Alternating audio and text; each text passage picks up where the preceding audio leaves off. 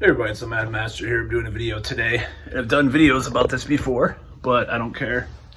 And I just saw an article on a video by Salty Cracker, of all people, who, along with some of the right-wing people that I watch a lot of left-wing and watch a lot of right-wing people, both to kind of get a balanced perspective, which people do not understand because they think you should live in an echo chamber, but I choose not to do that because, pre-2016, pre-2014, whatever you want to call it, one of you want to say, we had this thing called plurality and open debate and, doing your own research, which seems to be a verboten idea nowadays. So anyways, this video is really about something I've been hammering on for a while, because there was an article there's all these articles about the transition. We're in a transition and all this stuff about transitions. And it's kind of creepy and really scary that they're saying we're in a transition, like when they deny inflation or they deny recession, stuff like that. It's really creepy, especially if you actually have followed some of the conspiracy culture as far as Great Reset, all that stuff. So my whole thing is that, there was one today that on Salty Cracker's video, that's what I'm mentioning, like about the CLIMATE transition might be scary because of what's happening in the Netherlands. And my whole thing is like, well, like Sri Lanka, what happened there? With the people taking over the government, it might be scary for the people in power. Yeah, for sure. Let's just put it this way. Until Klaus Schwab, Bill Gates, William Buffett, Elon Musk, all these guys give up all their material, or at least half of their material possessions and half their wealth, and then, don't drive. I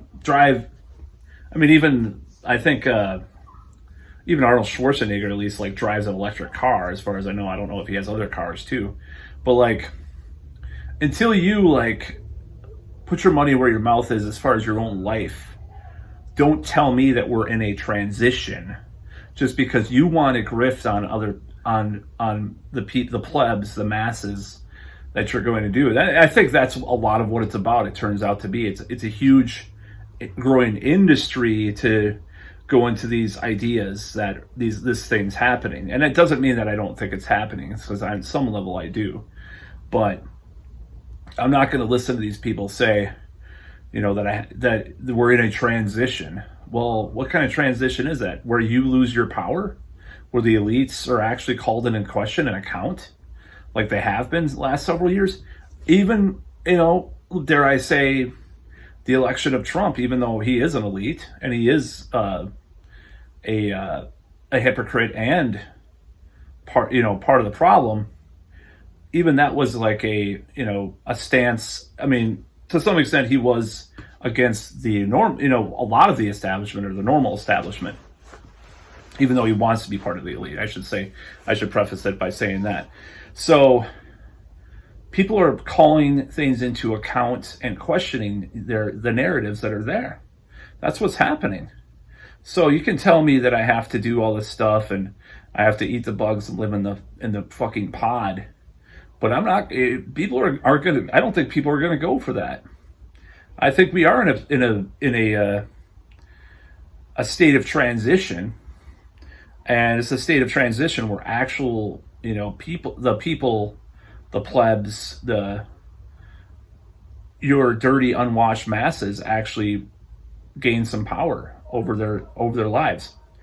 And goes into a lot of ideas that, a little more occultic ideas about decentralization that's happening, with the alignments and all this stuff. And I'm not going to go into that in this video, but it kind of fits that narrative that I'm talking about. Do I think it's true? I don't know, but it could be, as far as this narrative goes. But I think that's what's going to happen. I think that's what we're going through right now. I just keep doing these videos in the sun where the sun is bright on my eyes. Whatever. I'm going to turn it over. But yeah, it's just it's a bunch of crap. And until they do that, I'm not going to listen to them. I'm going to do what I want. Now, I don't do shit. Like, as far as I mean, I'm not saying like I'm not like wasteful in some ways, but like I have the same computer from 2013, the same phone from 2019. I like walking, you know. It's not like I do buy a lot of books and shit, but like I'm not like one of those people that needs the latest greatest thing as far as technology goes or cars or whatever. So it's like, am I part of the problem? Probably in some extent, but you know, it's like until they actually decide to let go of their own stuff, their own riches, you know, I'm not going to listen to a word they say, and what they try to influence the media or whatever.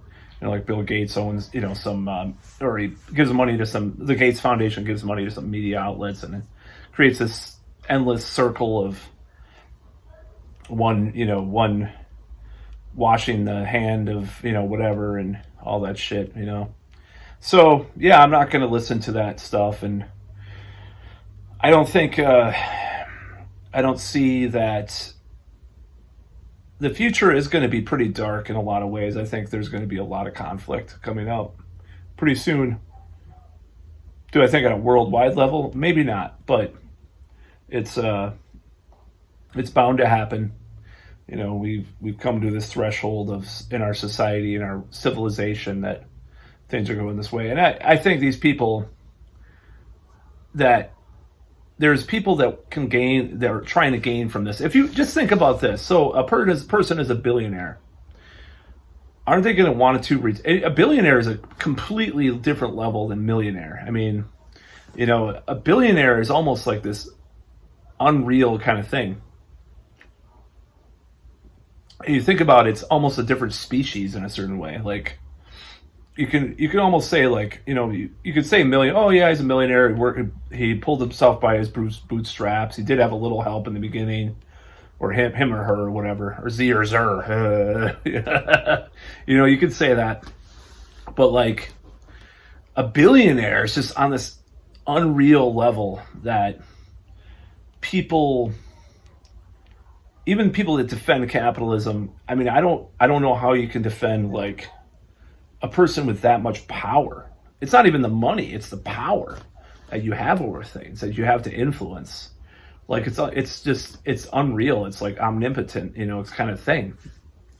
And of course, as with a millionaire, but like 10 times, literally 10,000, you know, 1,000 times more or whatever, a billionaire is going to want to retain their wealth and power. So it's kind of it could be the psychological kind of cognitive bias that a billionaire has, that they want to do this and they have this in their head. And people may not understand that it's not necessarily something that they are conscious of, like with a lot of things in our world. I mean, when Noam Chomsky talks about the media censoring themselves, he doesn't say like they all sit in doesn't necessarily say they're all in a smoky room doing this, you know, plotting to take over the world. Like the smoky room thing, if you ever watch this 1976 film Network, which is a classic, I highly recommend. That is kind of like a bunch of grumpy old men in a smoky room smoking cigars, like plotting the world's events and stuff, sort of in a way. It's kind of a satire though, you know. So I don't think, like, you know, people talk about how Bill Gates is a eugenicist and stuff, and I don't know if he like is consciously aware of what exactly his ideal is, and so he has a lot of these rationalizations. I mean, if anything, Elon Musk seems like a eugenicist, having all these kids with all these women and stuff nowadays, and his dad suggesting that too. So, like, I don't know what to say about that whole accusation. But yeah, I don't think that the WEF crowd are the ones to implement some kind of environmentalism or some type of fighting climate change. I'm just going to say that. I'm going to say that straight out. I think that those people should be, I mean, considering probably some of the crimes that they've committed. You know, you look, like, for I'll give you an example, like Mitt Romney. If you find out about Bain Capital and what they've done, what they did in his lifetime to different companies and regular average people. He screwed them over so much. So to get to be a billionaire, I think 90% of the time there's some kind of questionable, problematic, I hate that word, problematic, nefarious kind of thing that you're doing. So these people should be in jail. They shouldn't be running the environmental, movement. They should be, I would suggest more, but it's YouTube. Sometimes I do think about that, but I think I prefer torturing people rather than killing them, because at least they'll be able to remember their torture before they die and everything. But that's about all.